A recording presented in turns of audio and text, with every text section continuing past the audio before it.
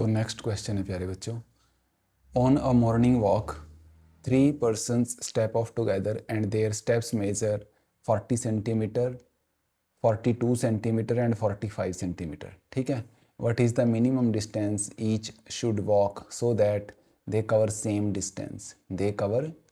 Distance and complete steps.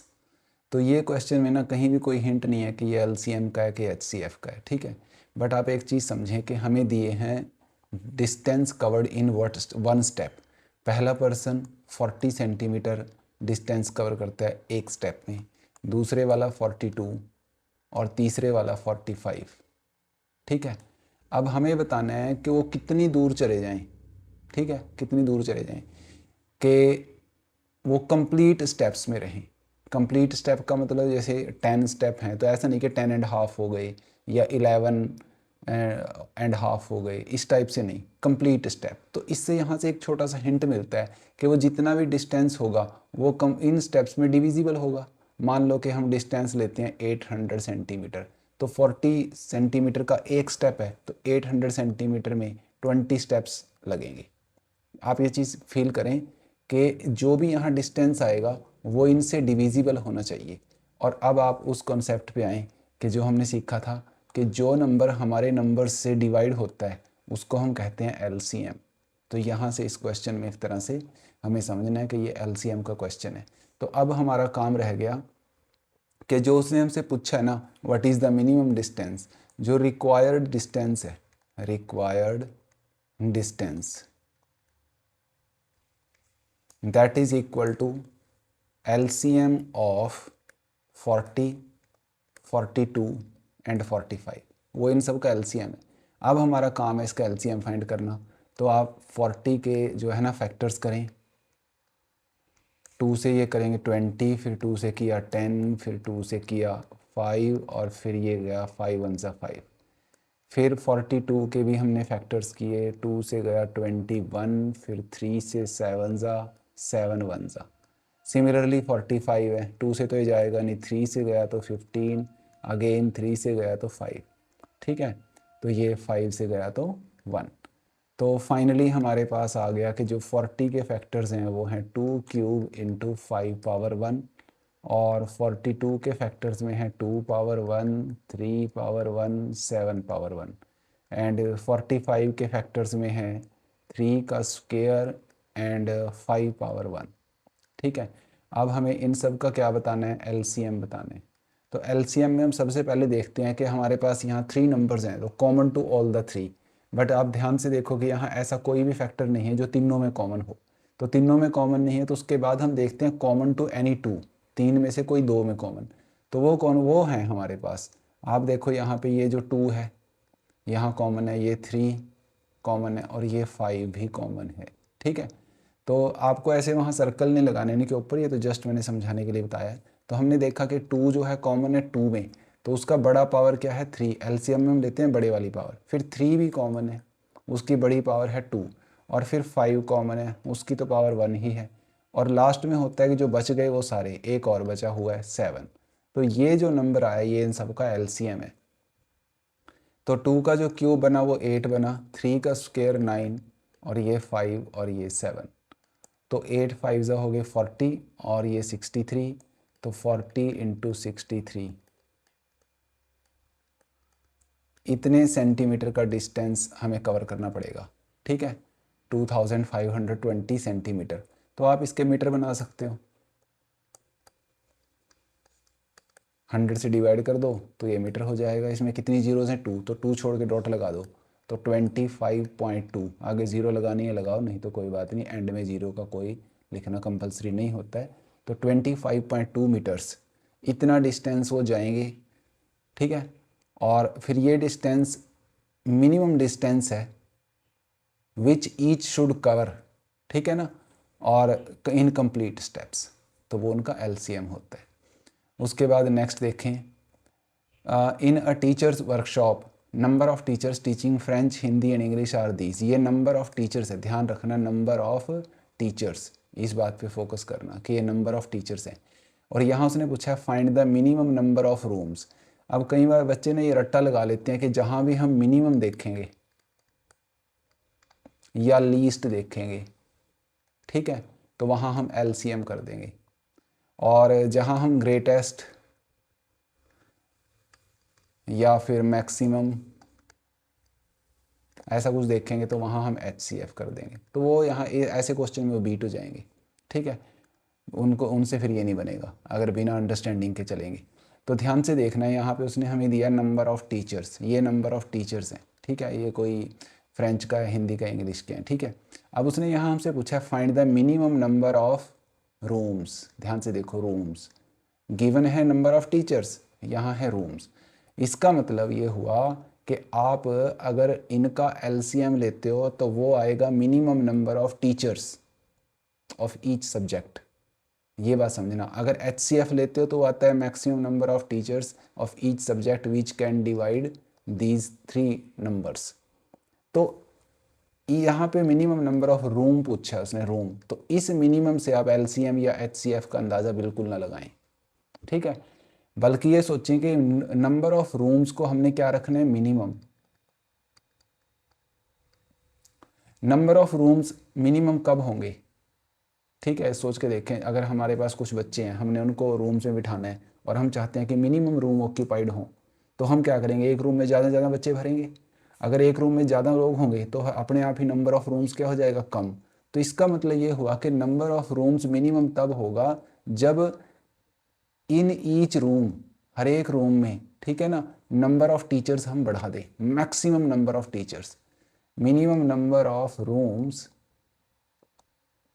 means maximum teachers, maximum teachers in each room। बस यहीं से अब क्वेश्चन बनना शुरू होगा। नंबर ऑफ रूम्स मिनिमम तब होगा जब हम हर एक रूम में ज़्यादा से ज़्यादा टीचर्स भर दें, ठीक है।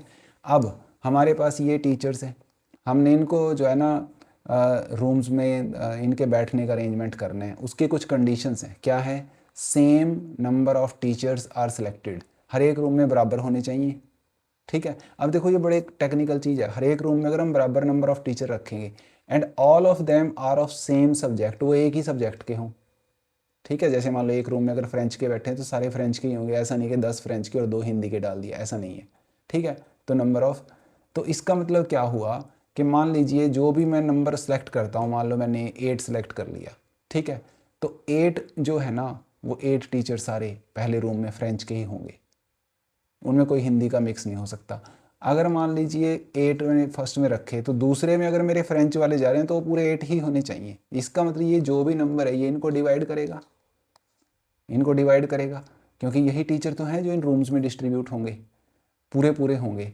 तो इसका मतलब ये 48 जो है ना इस नंबर से डिवाइड होगा। अब यहाँ से एक जो है ना हमारा मेन बात निकल के आती है जिसको आपने ध्यान देना है कि हमने देखना है कि 48, 80 और 144 इनको डिवाइड कर दे, तो इनको डिवाइड करता है HCF। तो हमें जो है ना कि मेन ये क्वेश्चन HCF का है। तो इस तरीके से अगर आप रिलेट करना सीखेंगे तब आप जो है ना बिना किसी क्रैमिंग के जो है समझ पाएंगे कि क्वेश्चन को कैसे बनाना है। तो चलिए अब हम क्वेश्चन बनाते हैं। तो उसने हमसे पूछा है minimum number of rooms, minimum number of rooms, number of rooms will be minimum, ऐसे लिखते हैं, number of rooms will be minimum if we arrange maximum teachers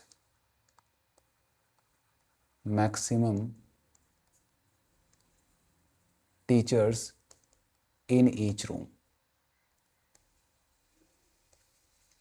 ठीक है। तो अब हमें ये चीज़ पहले लिख देनी है वहाँ क्वेश्चन में, ठीक है। तो ये पहला पॉइंट हो गया। अब सेकंड पॉइंट, तो हमें बताना है ये जो maximum number of teachers that can be selected to sit in a particular room, ये इज़ इक्वल टू है HCF ऑफ 48, 80, 144, वो इनका HCF है। अब आपने इनका HCF निकालना है। तो आप जो है ना इनके फैक्टर्स करें। 48 के फैक्टर बहुत इजी हैं।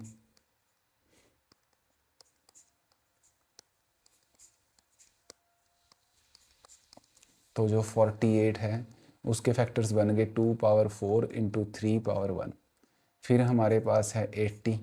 वैसे तो हम इसके डायरेक्ट भी बना सकते हैं, 16 5 होता है 16 2 रेज़ टू पावर 4 है और 5 को 5 पावर 1 लिख सकते हैं, बट आप ऐसे करके दिखा देना एग्ज़ाम में।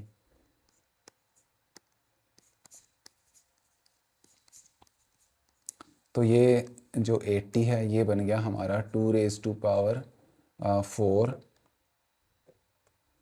2 रेज़ टू पावर 4, देखो 4 टाइम्स 2 है और एक 5 आया इसमें, 5 पावर 1। उसके बाद हमारा 144 है।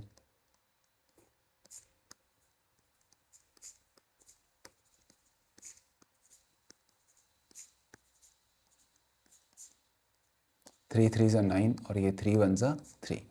तो 144 के फैक्टर्स में आगे 2 raise to power 4, 3 raise to power 2 ये बना। अब हमें देखना है इनका HCF। HCF होता है कॉमन टू ऑल द 3, जो तीनों में कॉमन है। तो तीनों में कॉमन तो सिर्फ ये 2 है, उसकी छोटे वाली पावर, बाई चांस यहाँ सबकी पावर 4 ही है तो वही आ जाएगा, विच इज़ इक्वल टू 16। तो ये है नंबर ऑफ टीचर्स। ये क्या है? मैक्सिमम नंबर ऑफ टीचर्स, ठीक है ना, जो हमें एक रूम में बिठाने हैं। सिलेक्टेड। अब आप देखो, उसने हमसे ये थोड़ी ना पूछा था एक रूम में कितने टीचर बिठाऊं, उसने तो हमसे फाइनली पूछा तो यही है कि मिनिमम नंबर ऑफ रूम्स बताओ, ठीक है, नंबर ऑफ रूम्स। तो अब आप सोचें कि एक रूम में 16 टीचर ने बैठने। हमारे पास पहले फ्रेंच के देखते हैं कितने टीचर्स हैं, 48। तो उनके लिए कितने नंबर ऑफ रूम्स चाहिए, तो सिंपली 48 को 16 से डिवाइड कर देंगे। तो यहाँ हम लिखते हैं number of rooms required for French teachers. तो फ्रेंच के टोटल टीचर हैं 48, एक रूम में हमने भेज दिए 16, तो ये कट करके आ गया 3। तो उनके लिए हमें टोटल कितने रूम्स की रिक्वायरमेंट है, 3। फिर number of rooms required for Hindi teachers.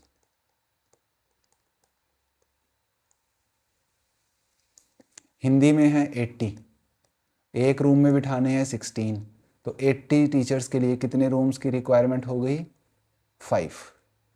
फिर हमने देखा number of rooms required for English teachers.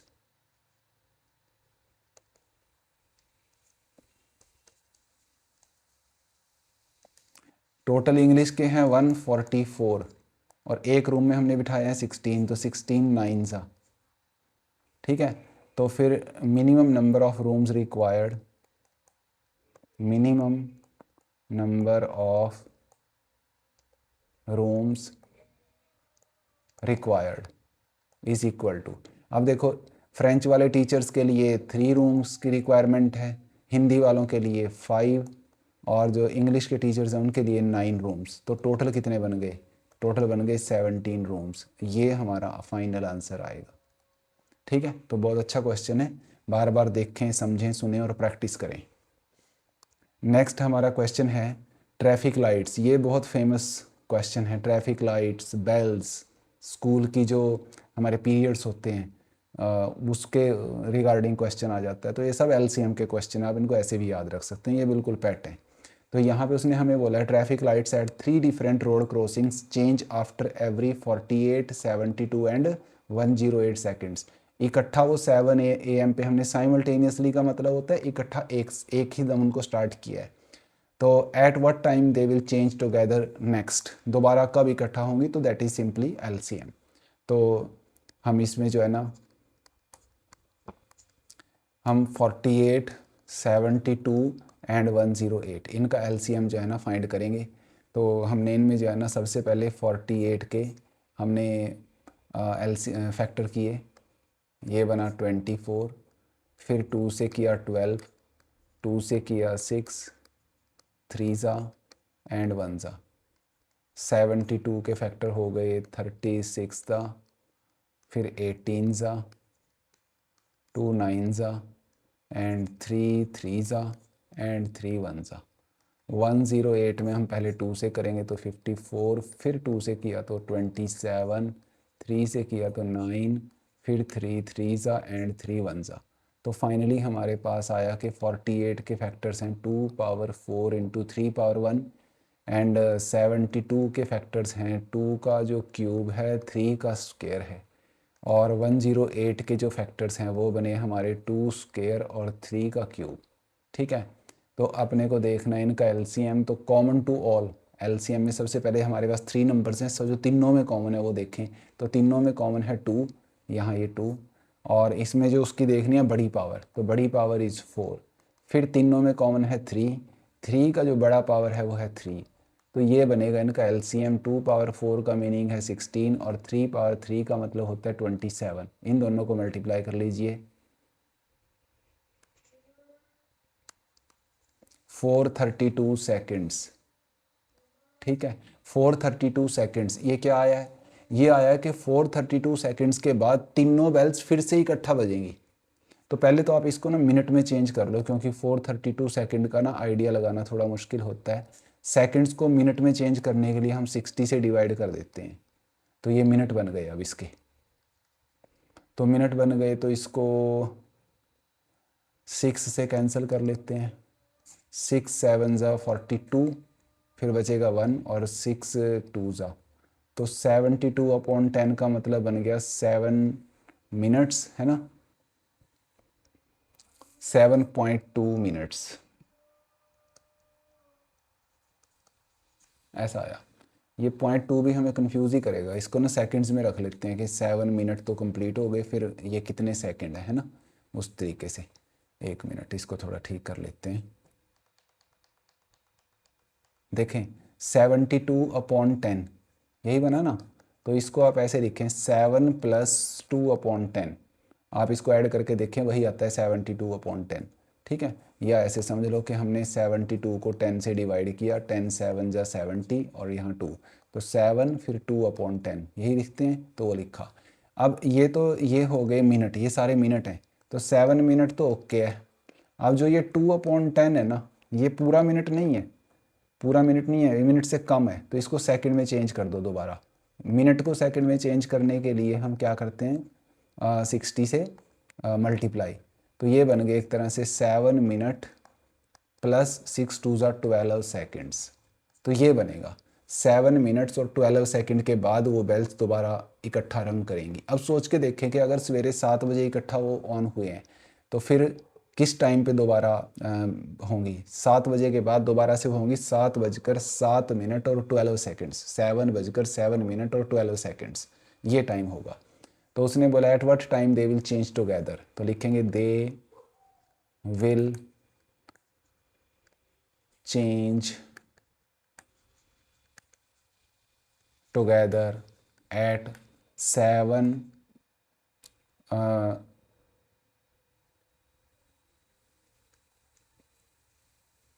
फिर 07 और 12। ठीक है, तो इसका मतलब क्या हो गया, 7:07 और 12 सेकंड, है ना, इस टाइम पे। इसको वर्ड्स में कैसे लिख सकते हैं? इसको वर्ड्स में ऐसे लिख सकते हैं 7 मिनट्स 12 सेकेंड्स पास्ट 7, ऐसे लिख दो इसको। इसका ही मीनिंग है 7 बजे के बाद, 7 बजे के पास्ट 7 का मतलब 7 बजे के बाद 7 मिनट और 12 सेकेंड्स पे वो होंगी। तो ऐसे आप इसको एक्सप्लेन कर सकते हैं। ये हमारा इसका हो गया आंसर। तो आई थिंक समझ आया होगा। ये सेकंड्स हैं, सेकंड्स के मिनट ज़रूर बनाने हैं। ठीक है, तो मिनट बनाएंगे तो आप देखोगे कि वो हमारे पास आ जाएंगे 7 मिनट और 12 सेकंड। तो फिर 7 बजे के बाद यानी पास्ट 7 कितना, 7 minute and 12 second, that's it. तो ये क्वेश्चन बहुत फेमस हैं। उसके बाद ये आ गया find the largest number which on dividing these leaves remainder this. ठीक है, तो हमें ऐसा सबसे बड़ा नंबर बताना है जो इसको डिवाइड करे तो 1 रिमाइंडर दे, इसको डिवाइड करे तो 2 रिमाइंडर दे, और इसको डिवाइड करे तो 3 दे। तो ये क्वेश्चन हम पहले कर चुके हैं। तो देखो एक बार एक्सप्लेन कर देता हूँ। हमने बताना है कि जो इसको डिवाइड करे, इसको करे, इसको करे। तो हमारे गिवन नंबर्स को कौन डिवाइड करता है? हमारे गिवन नंबर्स को डिवाइड करता है उनका HCF। तो ये सीधा सीधा सा क्वेश्चन है कि ये HCF का हमारा क्वेश्चन है। तो यहाँ पे हमें जो गिवन नंबर्स हैं, ठीक है, गिवन नंबर्स वो हैं हमारे 1251, 9377, 15628। इसमें से जो ये रिमाइंडर है ना, इसको शुरू में ही माइनस कर दो, ठीक है, शुरू में ही माइनस कर दो। तो यहाँ शुरू में इसको माइनस करेंगे तो ये आ जाएगा, इसको माइनस किया तो ये आ गया, और यहाँ माइनस किया तो ये बना। अब जो उसने हमसे पूछा है ना फाइंड द लार्जेस्ट नंबर, वो है इन सब का HCF। अब लिखें required number is HCF of these numbers 1250, 9375 और 15625। ठीक है, इन सब का जो HCF आएगा वही हमारा रिक्वायर्ड नंबर होगा। अब आप इसमें फैक्टराइजेशन मेथड लगा सकते हैं, कोई दिक्कत नहीं है, वो मैं कई सारे क्वेश्चंस में एक्सप्लेन कर चुका हूँ।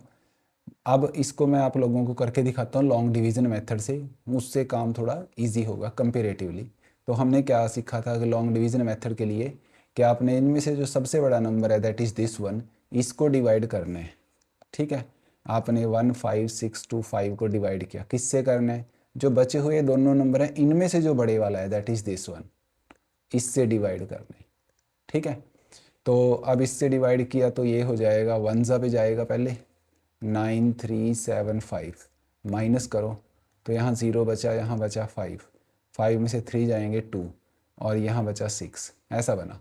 तो जब रिमाइंडर बच जाए तो दोबारा से फिर आपने डिवीज़न का साइन बनाना है।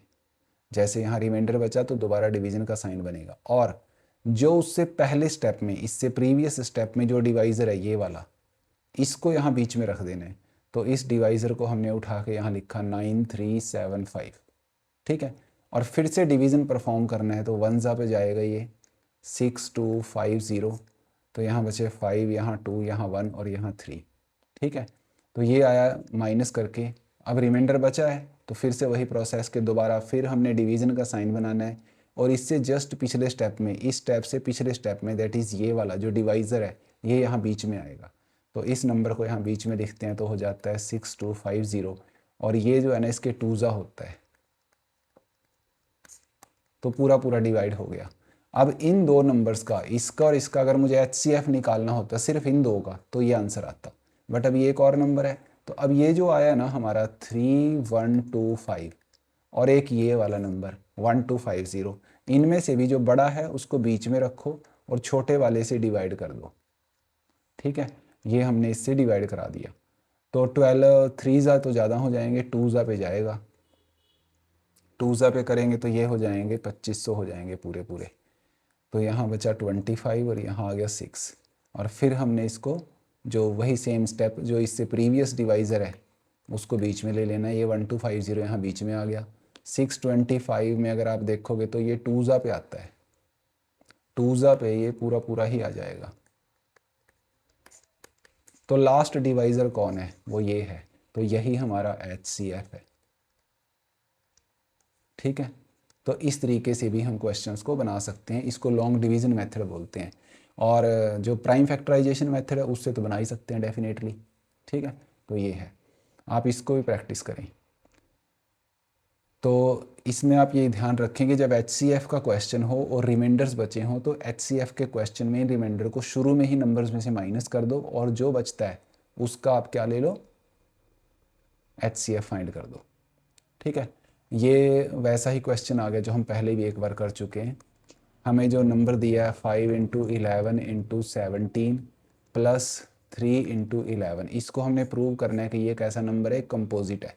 तो कंपोजिट में क्या करेंगे हम कि इसके जो नंबर ऑफ फैक्टर्स हैं, नंबर ऑफ फैक्टर्स वो मोर देन 2 है, number of factors are more than 2। ठीक है, तो 2 से ज़्यादा हैं। तो देखिए अब इसको कैसे बनाना है। मान लेते हैं कि ये नंबर जो है ना P है, इस नंबर का हमने नाम रख दिया P। ठीक है, तो अब आप देखें कि ये जो बीच में जो प्लस साइन है बहुत क्रूशियल है। प्लस से इधर वाले को आप ब्रैकेट में ले लें, इधर वाले को अलग से ब्रैकेट में ले लें। तो फिर आप सोचेंगे इन दोनों में जो ब्रैकेट्स हैं इनमें कॉमन क्या है, तो आप देखोगे कि यहाँ पे ये 11 कॉमन है, तो उस 11 को कॉमन ले लो। तो जब हमने 11 को कॉमन लिया है, जो फर्स्ट ब्रैकेट है उसमें से 11 चला गया, तो क्या बचा, ये बचा 5 × 17, फिर बीच में ये प्लस। अब जो सेकंड ब्रैकेट है उसमें से ये 11 चला गया, तो यहाँ बचा हमारे पास 3। ठीक है, तो अब हम लिखेंगे P, जो हमारा ये नंबर P है, हैज़ फॉलोइंग फैक्टर्स, इसके ये फैक्टर्स हैं, इसके हम फैक्टर लिख रहे हैं। कौन कौन से फैक्टर्स हैं, एक तो 1 है और एक P है। 1 तो सबका ही फैक्टर होता है और हर एक नंबर अपना फैक्टर होता है, इसलिए 1 और P तो हमेशा आएंगे। उसके बाद तीसरा फैक्टर है 11, ठीक है, और एक और फैक्टर है ये वाला, इसको कैलकुलेट करने की ज़रूरत नहीं है, आप ऐसे ही लिख देना 5 × 17 + 3। तो लिखेंगे clearly number of factors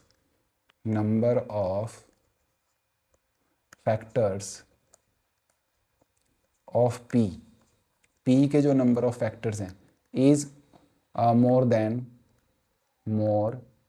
then 2। उसके जो नंबर ऑफ फैक्टर्स हैं वो मोर देन 2 है, और इसका मीनिंग है P is a composite number. Composite number की डेफिनेशन ही यही है कि उसके number of factors more than 2 होते हैं। कुछ लोग ऐसे बोलते हैं 3 या 3 से ज़्यादा होते हैं, एक ही बात है, वो मोर देन 2 होते हैं। ठीक है, so this is a composite number. तो इस तरीके से हम इसको एक्सप्लेन कर सकते हैं। ये इंपॉर्टेंट क्वेश्चन है, ये NCERT एग्जाम्पलर का क्वेश्चन है जिसमें दोनों के ऊपर अंडर रूट आ गए। तो जब दोनों पे अंडर रूट आ जाए तो हमने प्रोसीजर तो यही लगाना है जो अभी अभी किया था। तो देखिए, हम लिखेंगे लेट √2 + √3 = a। a क्या है, वो एक रैशनल नंबर है। a is a rational number. यहाँ तक ठीक है। अब देखो दोनों में अंडर रूट आ गया, तो हमें क्या करना है, squaring both sides, squaring both sides. तो ये बना √2 + √3 इसका स्क्वायर, और यहाँ हो गया a का स्क्वायर। अब इसमें आप जो है ना x + y का स्क्वायर अप्लाई करें।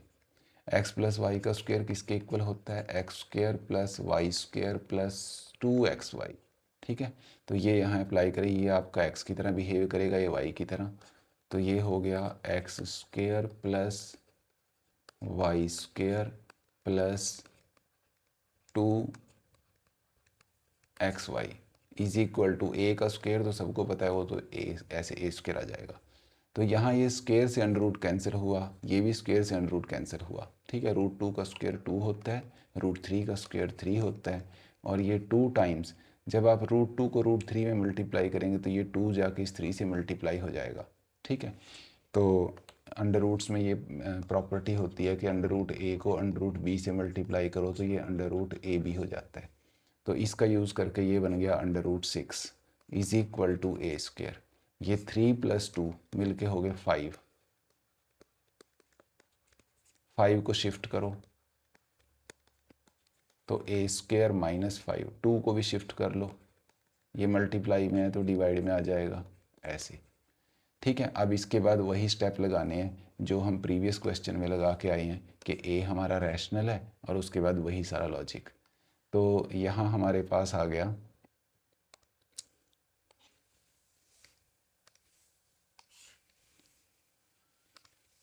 कि जो a है वो कैसा नंबर है, रैशनल नंबर। ठीक है, तो अगर a रैशनल है तो a का स्क्वायर भी रैशनल होगा। ठीक है, अगर a रैशनल है तो a का स्क्वायर भी रैशनल होगा, और अगर a उसमें से 5 माइनस करा दें तो वो भी रैशनल ही होगा, बिकॉज दो रैशनल नंबर्स को हम किसी भी तरीके से मिलाते हैं तो वो रैशनल ही रहता है। और उसके बाद हमारे पास आता है कि a² - 5। अब देखो a² - 5 तक का बात हो चुका है, अब उसके अपॉन में है 2, तो आपको अपॉन 2, ये भी क्या होगा, रैशनल। ठीक है, अब जब ये पूरा रैशनल हो गया तो ये जिसके इक्वल है वो भी क्या होगा, रैशनल। तो यहाँ से कंक्लूजन ये आ गया कि जो रूट 6 है वो रैशनल है। ठीक है, रूट 6 इज रैशनल नंबर। फिर आपने लिखना है but we know that root 6 is irrational. ठीक है, तो रूट 6 क्या हो गया, इरेशनल। तो ours position is wrong.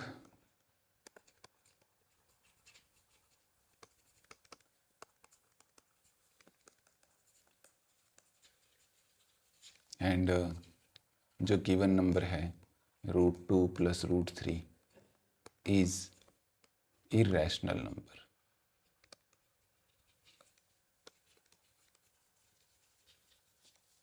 Hence proved.